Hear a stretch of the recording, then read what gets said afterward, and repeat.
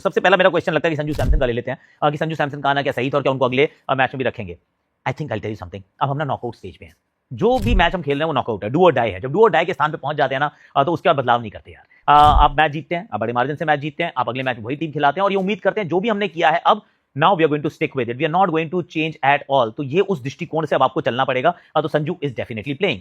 हालांकि सच बात है, आई डू गेट इट कि संजू के आने से ना कई चीजें बदली हैं, may be for the good in the longer run, क्योंकि एक तो ईशान किशन जो ओपन कर रहे थे, जो भारतीय टीम के हाईएस्ट रन स्कोरर हैं, उनका बैटिंग ऑर्डर बदल गया। उसके साथ साथ उनके हाथ से दस्ताने भी चले गए। तो from Ishan Kishan point of view आप ये सोचते हैं कि मे बी यार वो काम सही नहीं हुआ, ये थोड़ा सा क्या बदलाव हो सकता था, क्योंकि मैंने तो कुछ गलत नहीं किया तो मेरे साथ ऐसा क्यों कर रहे हो। तो उनके दृष्टिकोण से देखते हैं तो लगता है कि it all is not fair, पर selection is not about fairness, justice की नहीं होती है, बैलेंस की होती है। और भारतीय टीम को ऐसा प्रतीत हो रहा था कि दो मैच में दो ऑफ स्पिनर आ गए, तो अब हमसे लेफ्ट लेफ्ट काम नहीं चलेगा, हमें लेफ्ट राइट करवाना है। और लेफ्ट राइट आते ही जो हमारा फर्स्ट ओवर में विकेट लेने का सिलसिला बना हुआ था वो टूट गया है। तो I don't think that is going to change. और संजू सैमसन से मेरी सिर्फ एक ही छोटी सी रिक्वेस्ट है, हालांकि lot of people will say कि उन्होंने अपना काम किया, आए छक्के लगाए, 25-24 रन की पारी खेली, तो दैट इज गुड इनफ। पर मैं ये कह रहा हूं कि Sanju honestly you are much better than this.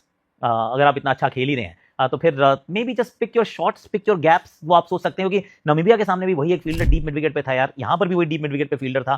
तो संजू के साथ होता क्या कि पैटर्न बन जाते हैं, और ये एक नए पैटर्न की शुरुआत हो रही है बाय द वे, क्योंकि जो हमने पिछली सीरीज में देखा था डीप इनसाइड द क्रीज आगे वाली गेंदों पे आउट, तो वो लेफ्ट आर्म स्पिन से भी थे, पेस पे थे। अब यहाँ पे हम नया देख रहे हैं कि ऐसे फ्लिक पे वहां पर आउट, इंग्लैंड के सामने बाउंसर पे आउट। तो ऐसे पैटर्न नहीं चाहिए। I am just highlighting this, अभी रेड फ्लैग कर रहा हूं ताकि बाद में ये बात हम ज्यादा डिस्कस ना करें। But Sanju is going to be here and this is the team that is going to play. अब दूसरा सवाल भी सही है तिलक वर्मा को लेकर, उसके साथ ही सब सारे तार जुड़े हुए हैं कि सर तिलक वर्मा को खिलाना क्या सही था। ये भी आप ही का सवाल आया कि भाई उनके पास तो फॉर्म भी नहीं थी, उनको batting order. See once again I think a tough call, a very very tough call कि आप कहीं मतलब संजू को आपने खिलाया ना, तो अब तिलक का 3 नंबर भी गया। अब तिलक जो है वो 5 पे भी नहीं 6 पे आप उनको भेजते हैं और नीचे उनको धकेल देते हैं, एक नए रोल में उनको बुलाते हैं। अब सामने जिम्बाब्वे है। एक और चीज याद रखिएगा, जब I don't want to burst your bubble, मैं ये नहीं कहना चाहता कि गुब्बारे में पिन मारो, पर सच बात ये भी है कि ये जिम्बाब्वे है और जिम्बाब्वे की गेंदबाजी, जिम्बाब्वे की फील्डिंग और जिम्बाब्वे का डिसिप्लिन वो जो टॉप फ्लाइट टीम्स है उनके इर्द गिर्द नहीं है। Even though they have done well, punched above their weight इस टूर्नामेंट में अब तक, पर जैसे सुपर 8 में आया दोनों बार 250 रन खाए इन्होंने। तो वो थोड़ा सा आपको पिंच ऑफ सॉल्ट के साथ लेना पड़ेगा। पर अच्छी बात क्या है भारत के दृष्टिकोण से कि तिलक वर्मा का फॉर्म आ गया यार, ही लुक्ड बेटर। और अभी तक तो ना बेटर नहीं लग रहे थे, 41% थी उनका dot ball percentage.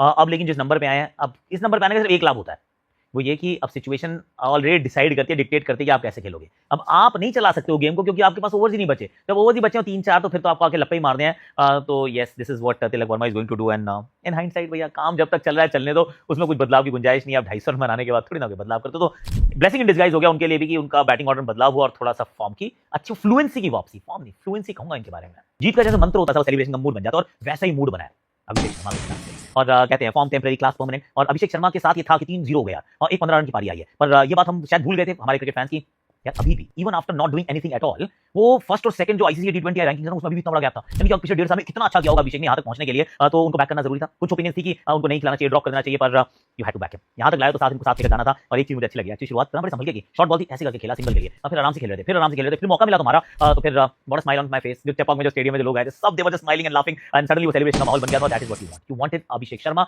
To find top gear, क्योंकि जैसे मैंने पहले कहा ना नॉकआउट मुकाबले सारे, अब आपके पास स्लिप अप का टाइम नहीं है, अब आपके पास फॉर्म ढूंढने का समय नहीं है। वेस्ट इंडीज के मुकाबले से पहले फॉर्म का आना है, इंडिया ने कमबैक कर लिया है, सर से नेट रन रेट का प्रेशर उतर गया है, अब सिर्फ एक गेम और जीतना है और सेमीफाइनल में जाना है। बट मुझे ऐसा लगता है कि इंडिया के पास प्रॉब्लम्स अब भी हैं, सवाल अब भी हैं। इंडिया ने इस गेम से पहले, मैंने कहा था जिम्बाब्वे वाले गेम से पहले कि इंडिया ने अब तक एक कंप्लीट गेम नहीं खेला है। मुझे अब भी नहीं लगता कि इंडिया ने एक कंप्लीट गेम इस वर्ल्ड कप खेला है, राइट। सबसे पहले तो इस गेम में अच्छा क्या हुआ, अच्छी बात यह हुई कि Indian batters, Indian batting unit जो इंडिया की स्ट्रेंथ है इस वर्ल्ड कप में, उसको एक ऐसा मैच चाहिए था जहां वो पहले जैसा फील कर सके। होता नहीं सुपर हीरो के पास बहुत शक्तियां होती हैं, फिर एकदम से उसकी शक्तियां गायब हो जाती हैं। इस वर्ल्ड कप में इस super hero Indian batting lineup की शक्तियां गायब हो गई थी, वो वापस आ गई। 250 लगाने की आदत थी इस टीम को, 200 के ऊपर शुरू से एंड तक मारने की आदत थी, वो सब कुछ हुआ इस टीम के साथ। 250 लग गए बोर्ड पर, बट जिम्बाब्वे ने बहुत खराब बॉलिंग की। दे वर सब पार, दे वर बिलो एवरेज। फील्ड में गलतियां, बॉल के साथ गलतियां, कुछ टैक्टिकल गलतियां भी कैप्टन सिकंदर रजा से। वेस्ट इंडीज की बॉलिंग भी बहुत स्ट्रांग नहीं है, बट वेस्ट इंडीज इससे ज्यादा कठिन टेस्ट देगी आपको। और इस बैटिंग में मैं जितना इस गेम को समझता हूं as a fan, as someone who works on the game, मुझे अब भी वो वाला कॉन्फिडेंस नहीं आया यार कि इंडिया की बैटिंग ना फुल फ्लो में थी। रन बन गए बोर्ड पर, सबके लगभग सबके बैट से अच्छे रन आए, लेकिन ये फुल फ्लो में नहीं लगी मुझे बैटिंग। अब भी वो बैटिंग नहीं लगी फुल फ्लो में। ये इंडियन बैटिंग एक्चुअली न्यूजीलैंड वाली सीरीज में थी, कुछ गेम्स में दे वर जस्ट गॉड लेवल, वो यहां नहीं था, ऊपर से लेकर नीचे तक नहीं था, right. And that is my concern, that is my biggest concern. देखो इंडिया ने अपने कॉम्बिनेशन को तो सुधार लिया है, ठीक है। संजू सैमसन का वहां आना is actually a good thing, क्योंकि संजू और Abhishek right hand left hand combination सामने वाली टीम को वो वन डायमेंशनल प्लान्स डिप्लॉय करने से दूर रखेगा जो वो पहले कर रहे थे। जब ईशान और अभिषेक बैटिंग करते थे तो उन्हें पता था कि दोनों लेफ्ट हैंडर्स हैं, इनको फंसाने के लिए एक तरीके की बॉलिंग चला सकते हैं हम, एक तरीके का प्लान रख सकते हैं। जब लेफ्ट हैंड राइट हैंड होगा तो आपको अपने प्लान्स बदलने पड़ते हैं और वो यहाँ दिखा। सिकंदर रजा एक्चुअली जल्दी आते बॉलिंग करने, अगर संजू सैमसन बैटिंग नहीं कर रहे होते तो। उनको डर था कि संजू मारेगा, वो आगे चढ़कर मारेगा ऑफ स्पिनर को, तो इसलिए वो ऑफ स्पिनर नहीं आया, which gave Abhishek a bit of time, which was good. Abhishek Sharma again did not look his 100%, but अच्छा था, बैट से रन आए, कुछ वो शॉट निकल कर आए। उन्होंने जो पहला चौका मारा था through covers, that was classic Abhishek Sharma, good, but he was not his 100%। Sanju Samson, उनका जो रोल है उन्होंने बखूबी निभाया। उतने ही रन, उतने ही तेज चाहिए उनसे at the top of the order. उन्होंने अच्छी इनिंग खेली। ईशान किशन अगेन रन आए, but was he 100%? I don't think so. We have seen better from Ishan Kishan, ठीक है। Tilak, Surya, Hardik, Surya was actually super fast यार। सूर्या एक्चुअली इन सब में सबसे ज्यादा फ्लुएंट लगे with the bat, alongside Hardik, who also look fluent, but it just, कैसे बताऊं यार, आई थिंक उस बॉलिंग की क्वालिटी आपको समझ में आ रही थी बाहर से, क्योंकि हम अभी वो साउथ अफ्रीका वाला मैच देखकर आए हैं, जहां वो बॉलिंग की क्वालिटी थी, और सेमीज में जाएगी इंडिया तो वो क्वालिटी मिलेगी, फाइनल में पहुंचेंगे तो वो क्वालिटी मिलेगी, राइट? ये क्वालिटी नहीं मिलेगी।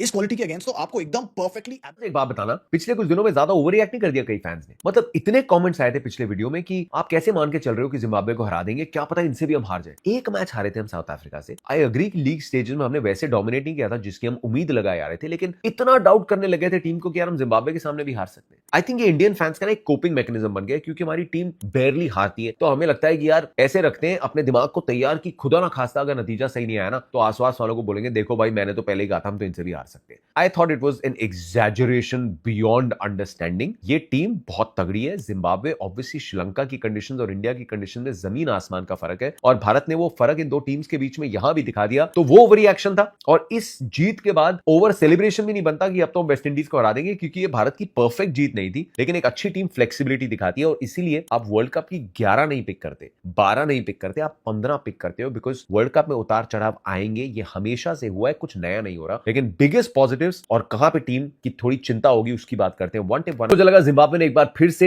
जो वेस्ट इंडीज के सामने किया था वो थोड़ी गलती दोहरा दी। अब क्या आपके मन में चल रहा है कि let's give ourselves the best chance? अगर आप बेस्ट चांस देना चाहते हैं तो जो कंडीशंस है इंडियन टीम की बैटिंग, आप जानते हैं अगर ये क्लिक हो गए और अच्छी बैटिंग कंडीशंस है तो ये उतने रन बना देंगे कि आपको आउट बैट कर देंगे। वेस्ट इंडीज ने जिम्बाब्वे को आउट बैट कर दिया था, इंडिया ने जिम्बाब्वे को आउट बैट कर दिया। मतलब जिम्बाब्वे के पिछले 40 ओवर या जो 40 ओवर इंडिया में डाले उसमें 500 से ऊपर रन कंसीड किए यार इस बॉलिंग अटैक ने, और चेंज किया, एक मीडियम पेसर को ले आया, ग्रेम क्रीमर जो उनके एग्री स्पिनर है उनको नहीं खिलाया। यू अंडरस्टैंड इंडिया की टीम में इतने लेफ्टीज हैं, लेकिन एक क्वालिटी स्पिनर का ऑप्शन तो रख सकते थे जब सिकंदर रजा खुद और ब्रायन बेनेट थोड़ी ऑफ ब्रेक डाल सकते थे। एक और डिफेंसिव सोच जिम्बाब्वे की ये थी कि पावर प्ले में स्पिन का एक ओवर भी नहीं डलवाया यार। And I am not saying कि यू फॉलो द ट्रेंड कि देखो बाकी टीम्स ने ऑफ स्पिनर डलाए, हम कुछ अलग करते हैं। जो पहली बॉल सिकंदर रजा ने डाली वो पढ़ के एक्चुअली बाहर की तरफ गई थी, so why not just try it out. तो जिम्बाब्वे मुझे लगा, I was actually bit disappointed कि बड़ी डिफेंसिव लगी जिम्बाब्वे, जो उन्होंने लेंस भी बॉल करी। इट वाज कि इंडिया की रेपुटेशन ना पहले आ गई, एंड ये रेपुटेशन इंडिया ने कमाई, ये खौफ जो है उन्होंने कमाया। अच्छी बैटिंग कंडीशन चेन्नई में होनी थी, सूर्य ने कहा कि वो पहले बैटिंग करते, लेकिन जो चेंजेस किए टीम ने, हमने बहुत चेंजेस की बात की थी एंड इवेंचुअली वो चेंजेस हुए। मैंने पिछले मैच में भी कहा था डोंट बी सरप्राइज अगर वॉशिंगटन सुंदर खेलते हैं, और अगर वो खेलते हैं तो हो सकता है वो रिंकू सिंह की जगह खेले, क्योंकि रिंकू की उतनी बैटिंग नहीं आ रही थी। You know, without judging his performances, finisher का रोल बहुत मुश्किल है, 6-7 पे बहुत मुश्किल है, 8 नंबर के आसपास तो आपकी बैटिंग वैसे ही नहीं आती। अक्षर पटेल तो बिल्कुल अंडर यूटिलाइज्ड है, और इसीलिए मैंने कहा था कि अगर आप वॉशिंगटन को एज अ बॉलर चाहते हैं, अक्षर को टच नहीं करके आप रिंकू की जगह ला सकते हैं। इवेंचुअली टीम ने वो फैसला लिया, लेकिन संजू सैमसन को भी लेके आए, विच इज गुड। आपने अपने आप को बफर दिया, आपने अभिषेक शर्मा से जो ट्रस्ट है वो नहीं लिया, लेकिन आपने थोड़ी तैयारी की कि यार थोड़ा सा उनको रूम देते हैं, ब्रीदिंग स्पेस देते हैं, और अपने आप को भी सही रिजल्ट के लिए वो ओपनिंग स्टार्ट के लिए एक ऑप्शन देते हैं। संजू सैमसन अभिषेक ओपन करने आए, ईशान किशन नंबर 3 पे आए। अब संजू सैमसन की पारी शायद कई कहेंगे कि 24 रन की तो थी, लेकिन एक V8 टर्बो इंजन की भी जो गाड़ी होती है ना भाई, उसको भी ऑन करने के लिए एक स्पार्क प्लग लगता है, और इंडिया को वो स्पार्क प्लग मिसिंग था। पूरा लोड जो है वो गियर्स पे आ रहा था, गरारियों पे आ रहा था। देखा भाई की गाड़ियों की नॉलेज बहुत अच्छी है, तो संजू सैमसन ने वो स्पार्क प्लग वाला काम किया, वैसे गाड़ियों की नॉलेज के साथ बैटिंग के साथ। संजू सैमसन ने आपको स्टार्ट दे दी, लेकिन अभिषेक शर्मा की बेटर ऑलवेज फिलॉसफी क्या है। अब वो युवराज सिंह वाला वीडियो आपको याद होगा, जब युवराज कह रहे हैं नेट्स में, ओ यार कभी सिंगल भी ले लिया कर, लेकिन गुरु कह रहा है शिष्य को लगा होगा यार जब मैं हर बॉल चौका छक्का मार सकता हूं तो